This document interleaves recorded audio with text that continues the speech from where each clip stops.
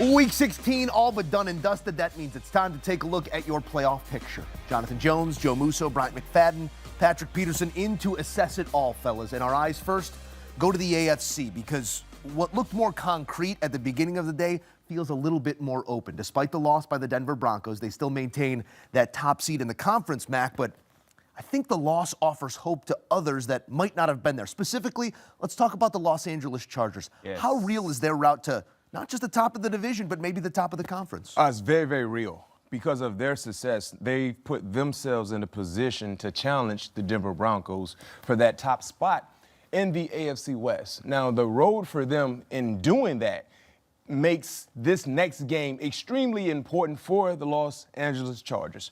If they take care of their business Saturday against the Houston Texans at home there in SoFi Stadium, it puts all the marbles in the middle of the table in that final game against Denver. Now, remember, in September, the Chargers took care of their business against the Denver Broncos there at SoFi Stadium. So they already have a game in hand over the Denver Broncos. But when you talk about beating the Houston Texans, if the Chargers beat the Houston Texans, everything's all about that last game. So if the Chargers win out, beat Houston, and beat the Denver Broncos, the Chargers will win the division and, most importantly, have a home playoff game. Yeah. And if there are some issues going on with some of the other teams, a la the New England Patriots, who knows what could happen the final 2 weeks of the season as well. But right now for the Chargers, they're living in a world where, realistically speaking, they could potentially win the AFC West. And we're looking at this in the context of Week 16, where we did see that Denver loss and a near miss against the Las Vegas Raiders for the Houston Texans, who looked far more human than they have across this winning streak they've put together, Pat. So let's keep that hypothetical going and let's move it forward, because it would not just be a premium matchup on field, but on the sidelines as well. Two high-level head coaches in that Week 18 matchup between the Chargers and the Broncos. What do you see schematically in those two, not just head coaches, but coaching staffs? Man, it's going to be a great matchup coaching staff-wise, just because of Sean Payton and his pedigree. Jim Harbaugh and his pedigree, what he was able to do in San Fran and Michigan and coming and turning around this Chargers, LA Chargers team in the last 2 years. Then Sean Payton, what he was able to do. I said this when both of these coaches got hired to this division, that there are new kids on the block, and right now they're flexing their muscles. And the Kansas City Chiefs, just not this year, but moving forward, they're going to be looking over their shoulders at these two teams just because of how they're built. They have a quarterback. They have an offensive-minded head coaches. They pack good defenses. So therefore, they're going to be challenging the Kansas City Chiefs, not just this year, but moving forward. It's a great point. They are offensive-minded, but it feels like defense is always at the forefront for those two gentlemen.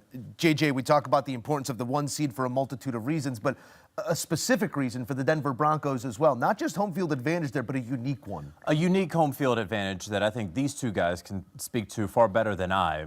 But you talk about a home field advantage, and I think we learned from the 2020 season that without fans in the stands, home field advantage doesn't really exist. It exists in Denver.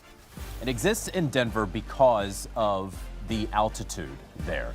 And that is the biggest reason why they have always, over eras, over decades, over sports, not just the Broncos, but the Avalanche, the Nuggets, they have home field advantage. And we saw the numbers right there. The Broncos win at home better against the spread than really any other team. In the playoffs, when they're underdogs, they've been 3-0 at home. I'm sorry, B-Mac, you know about one of those games. No, I don't. Okay, but the rest of the NFL is 500, and so that's why it's so crucial for the Denver Broncos. Yes, everybody wants to play at home. Everybody wants that first round bye, of course, but the home field advantage in Denver really matters. One interesting note, though, if the LA Chargers wind up getting home field advantage, we know the Rams are very likely, well, we believe the Rams are likely to have some home games as well. You can't play those games on the same day. So you're going to have a Chargers in the AFC playing on one day and the Rams in the NFC playing on the other day. If you get to the conference championship game and you have both of these teams in there, they won't play on Sunday. One will play on Sunday, the other will play on Monday. The altitude effect, as much as it's made out to be? It is. It is. I think it's the biggest adjustment is the first time playing in that altitude. Yes. When you've been there one time before, you kind of understand it and know how to adjust to the new conditions. But for the most part, man, just getting over that first hurdle of being there in Denver is the biggest adjustment. I got married at altitude. My aunt kicked her kicked her walker over. She was cutting. I'm not saying it's apples to apples, but we'll see what it all adds up to, and we will see if Denver can get it to come through their building. We love when you're in our building, and we love when you're in the comments as well here on YouTube and on CBS Sports HQ. Some of those comments have not been the nicest from the fans in Duval, as they feel we've glossed over their team, one man specifically. BMAC, we're not gonna run the clip.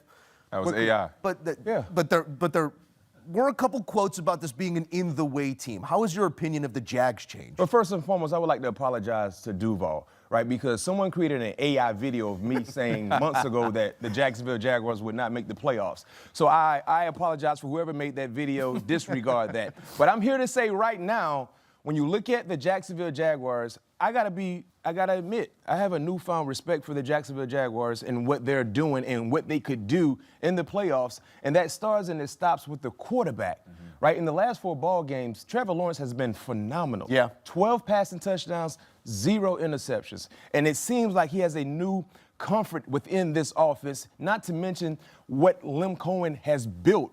The foundation that he has created there in Jacksonville is firm. Defensively, a very, very feisty group on all 3 levels. They do a great job tackling, and we're seeing some outstanding coverages being put on display from the guys in the secondary. Yeah. And so when you talk about Jacksonville currently, as we see it now, they've earned their stripes, in my opinion. And I believe not about if they get into the playoffs. When they get into the playoffs, they won't be an easy out, especially with their quarterback playing to the level that he is. Like you said, he's earning that paycheck right now. You can't question it. It's the total sum of your 53, but you're going to go as far as your quarterback can take you, and it looks like for the first time that Trevor Lawrence can take this team beyond maybe just a single win or being competitive or making the playoffs. Pat, we're looking at the schedules here.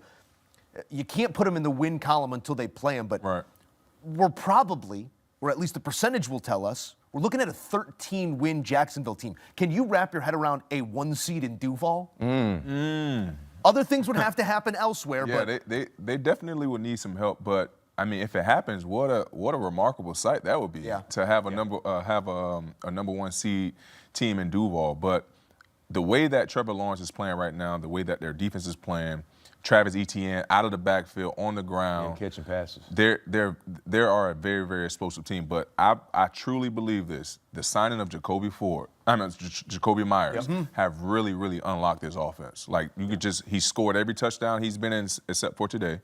He's opened up other windows for receivers like Parker Washington. Parker Washington today, he had a phenomenal game. BT is starting to get his stride back. So this offense is moving in the right direction at the right time. JJ, you got anything on home field advantage when a pool is in the stadium? Love the day. How does that play? That pool would be a lot of fun. Shock it. So 2 things here. First of all, the Jacksonville Jaguars, the help that they need, it can happen. The Denver Broncos need to lose 1 more game, and we know that the Broncos still have the Chargers on their schedule. They have the Chiefs on Christmas. And the New England Patriots need to lose a game. Now, that one's going to be a little tougher. They have the Jets and the Dolphins left, right? And then the Jaguars have to win out, of course, to get that number 1 seed. And that would be a first-round bye for the first time since 1999 for the Jaguars. So can happen. We'll see how it winds up happening. The other thing, Liam Cohen and these Jaguars, if you talk trash about the Jacksonville Jaguars, They will let you know. in the midweek press conference. Small market team? Small market team. That's what Sean Payton said. And everybody's like, well, no, he was just saying, so, he was just stating a fact. Come on now. Sean Payton wasn't just stating a fact. He slid that in there. No question. And everyone in the Jacksonville Jaguars building heard about that. And you remember Rewind a couple months ago when Robert Saleh said that completely unnecessary thing about stealing signs or what legal stealing, I guess is what Robert Saleh accused him of. And then they beat the 49ers, and he was trying to shake Liam Cohen's hand. Everybody's like, I'm not shaking your hand. So 0-2 when you talk trash about the Jaguars in midweek press Liam Cohen, potential coach of the year? Absolutely. As a voter, this is a really, really hard group of guys. Because there's Mike Vrabel, there's Ben Johnson, there's Kyle Shanahan, there's Liam Cohen. A lot of first-year head coaches. Kind of can't go wrong with any of them. I agree. Best odds we're looking at right now at plus 850. Respect to that team who keeps receipts. Respect to you fans who do as well. We appreciate you tuning in with us here on CBS Sports HQ. Let's flip our focus here to the NFC side now because it's interesting. We have 5 of our participants, seeding not yet set, but just 2 open spots in this NFC playoff picture. That's going to likely be the 4 seed with the AFC South. We know it will be, and a remaining wild spot. That wild card spot will be filled by the Green Bay Packers with the next Lions loss or Packers win. It looks like we know 6 of our 7, and then whoever comes out of the South. We're going to have a lot of new blood, Mac, in this NFC playoff picture. Give me a team that you're confident in, a team that you like to not just be there, but to be there maybe when we're talking end scene stuff. I mean, I just love the new parity in the NFC because you look at the 4 divisional leaders, 3 did not make the playoffs a year ago. So the transition that we've seen from being inconsistent to being a hell of an organization has been well documented. But for me, I love what Seattle is doing. Of course, didn't make the playoffs a year ago, but was very, very competitive. Yeah, year one. Yeah, very close. Year 1 under Mike McDonald. Added some new talent on both sides of the football field. Of course, a new quarterback. And now seeing them sit in the top of their division.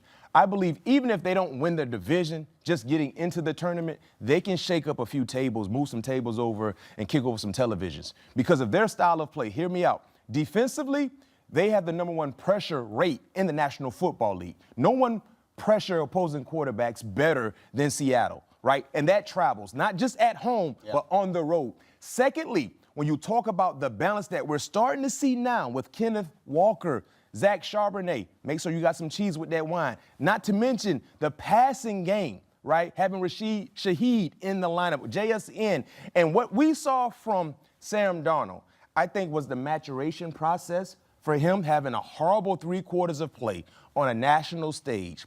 But like I said, having the memory of a seal or a snake, being battle tested and still coming up big in big moments, I think that will help his growth moving forward. So I think that's a team, like I said, they can move some furnitures once they get into the playoffs. Come playoff time, that goldfish better be able to swim for 4 quarters, though, because you're not going to have everything happen the way you needed to, the way it did on Thursday night, including that crazy 2-point conversion that we saw.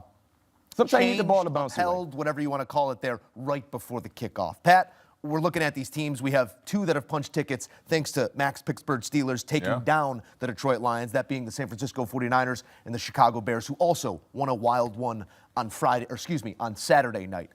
Who do you think maybe can make a little noise? Man, I like Ben Johnson and the Chicago Bears. What they are able to do on the offensive side of the ball as far as running the ball. Caleb Williams is playing much more responsible than he did in the first month being in this Ben Johnson offense. In the defense, the way they are able to take away the football.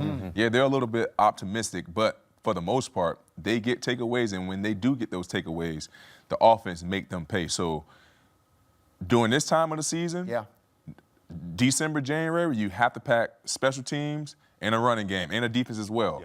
And right now, the Chicago Bears have one of the best running games in all of football. You're either turnover reliant or you are opportunistic at this point in the season. They've done it for 16 consecutive weeks. JJ, I know you're glowing about Ben Johnson's Bears right now as well. Absolutely. And they're the team that I could see not only getting out of the wild card game, but potentially getting to the NFC Conference Championship game. And it is that run game, and it is that defense, and it is taking the football away and winning the turnover battle. It is hurting the opponent, putting some real licks on them in January when it's cold and you don't want to get hit like that, right? And it is that this team, the Chicago Bears, have won in every way imaginable this year. They've won when they got lucky. They've won when they had some flukes, when there was some magic, when they created their own luck and created their own magic, when Caleb Williams is making the throws to win the football game. And so because of all of those things, I have seen enough now from the Chicago Bears where I can comfortably say this is a team that should be in the Final Four, that very well can be in the Final Four. And the way that I have seen them win on Black Friday and then just yesterday against the Green Bay Packers, I would say, this is a team that I may actually be disappointed in them if they are not playing in the Final Four because of what I've seen from them. How quickly expectation can change. That is the case in Chicago. You hear that, fellas? Music's getting quiet. Find a chair. It's almost over soon. A look here at your odds to win the Super Bowl, and despite dropping that one to the Seahawks, we still have our same favorite. Bears. Still no respect. Keep sprinkling, man. Put a hot Keep 100 on sprinkling. whatever their odds. Why not? Yeah, a hot 100. You got 2 teams there out of the NFC West, your first and second favorites. The Bills, despite some of their issues, third in line, according to our friends at FanDuel. As for your draft order, the Giants drop another. You want to figure out that top overall pick? Week 17, Giants and Raiders. We'll bring it to you here on HQ.